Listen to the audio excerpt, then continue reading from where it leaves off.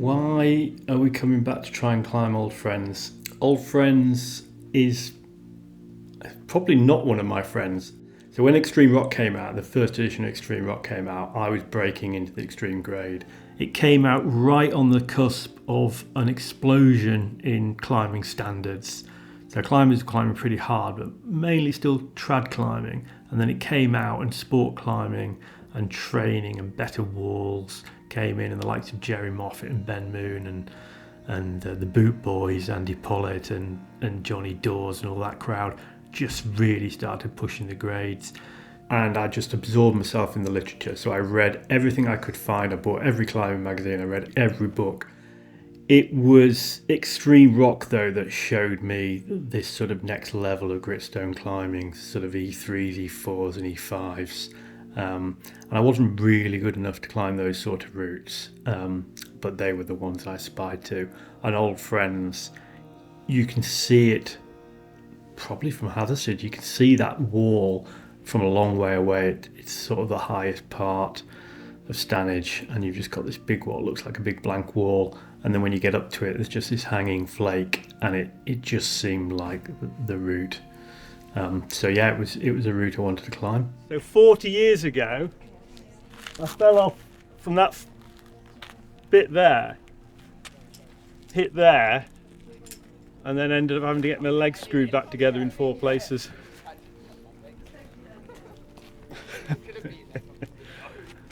Try and land on the other leg this time. I think with climbing, I tend to resist like just chucking excuses. Oh, I fell off because, or I would have climbed that route because. The reality is you didn't climb the route. When I climbed it, I landed on my ankle. You can just see the scar still, and split my leg, and that ankle's always been swollen up. So everywhere I go now, I always bump the ankle because it's twice the size as a normal ankle. Where did the decision come to re-release Extreme Rock? I mean, as a publisher of climbing books, everybody said, "Oh, will you reprint Extreme Rock?" But it just didn't seem like it was a book we could reprint because it was of a time, it was of a moment, and the fact it was scarce said something about the book. And they lost the printing plates, so they lost the artwork. They couldn't reprint it, and copies have been changing hands for £500 for years because there's only a few copies were published. The fact it sold out was quite a good thing because climbing sort of moved on a little bit. I mean, these routes have stayed iconic routes, but climbing did change. So I think Extreme Rock 2025 has come of age, and it still celebrates the routes, but it's a new book for a new generation of climbers to go and discover those routes. So this is the original Extreme Rock. It was bought for my birthday by my sister. I've kept it ever since. I've very neatly ticked each route I've done, and I think that one of my go-to pieces of writing is the quote on the back about Beaugest. It seemed to me that its ascent was a moment of inspiration fired by desire, a classic natural sculpture and challenge made to be climbed, but only by the best. And that, of course, is a John Allen quote. Is it? Yeah. That's amazing. John Allen routes are special. There's no two ways about it. I think for the modern climber, so somebody sort of capable of harder routes that are continuous movement, John Allen's routes are they're the best. They're not the hardest. We've got climbers now climbing sort of E10s, E11s and whatever. But the John Allen routes, and I'm thinking things like West Side Story and Shirley's Shining Temple and Chip Shot Brawl, they're just stunning routes. He seemed to have an ability to go to a crag and find that unclimbed bit of rock and put a route up, whether it's Old Friends or Prophet of Doom and they're just perfect routes. With the new edition, we kept the best things, so the John Allen quote stays because it's just timeless, and I think it says it's about Beaugest, but it's about Extreme Rock. I haven't climbed a lot of traditional routes. I haven't climbed a lot of grit routes in 20 years. And then when we started working on Extreme Rock and I started seeing the photographs again, and it just reminded me about John Allen, the first ascensionist, and times I climbed with him, and then everything I loved about climbing. And it just became that, and I could feel that same feeling when I got the first book, that same desire. It's still there, that same desire to climb those iconic routes and have those experiences. And I guess the second edition of Extreme Rock is just coming out. Old Friends is still there, and I think it's time to have a go at that route.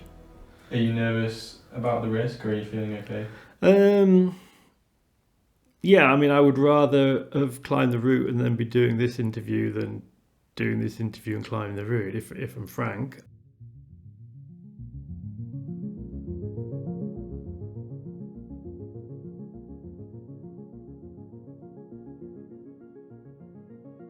I'm not sure I can climb Old Friends, if I'm honest.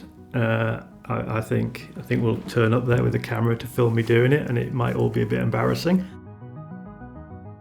I will mitigate it. I'll try and go out when the conditions are good. I'll be rested. I'll take a bouldering mat for the start. I now know that the friend goes in the side of the flake, not underneath the flake, and I've been told there's a good wire in there as well, so I can probably protect it better. So I'll be able to do it, or I won't be able to do it.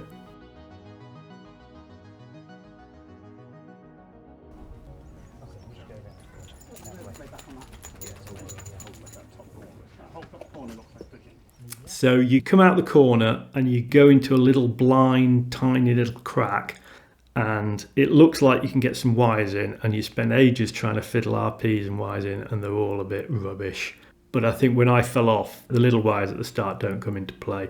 I probably won't even bother with them.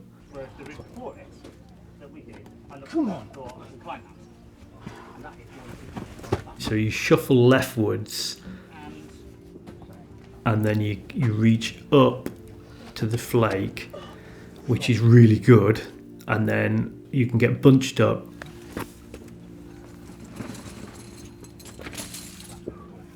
stuff a friend in and get some protection in.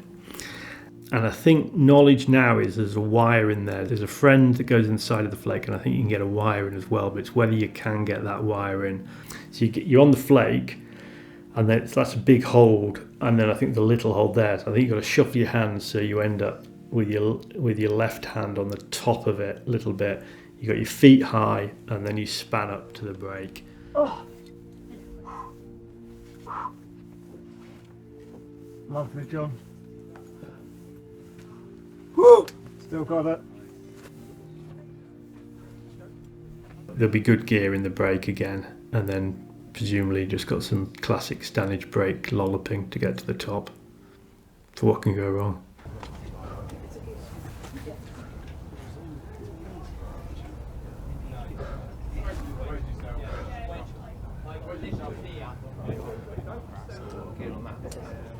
Yeah.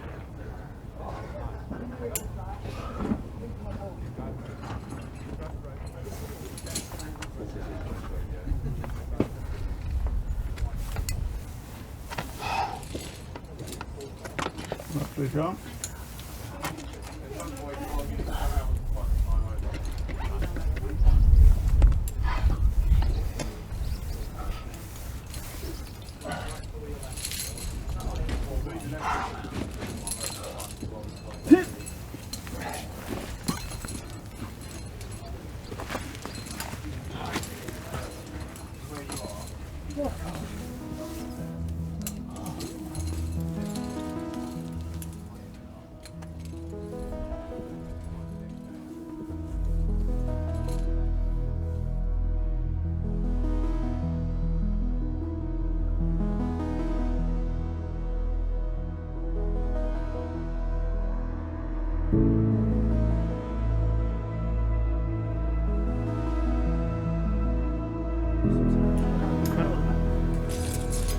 Relieved.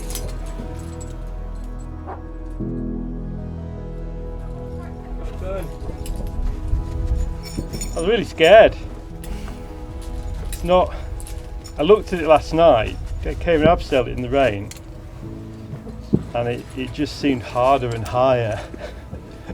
And I remembered, and I spent all night worrying, and then I spoke to some friends, and they were like, I was like, well, I don't want to top rope it. And then they said, why not? Why don't you want to? So I did.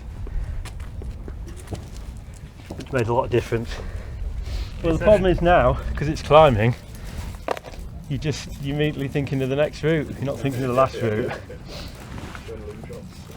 Yeah. What's next? Well, next, if I'm honest, is wondering what I did with my socks.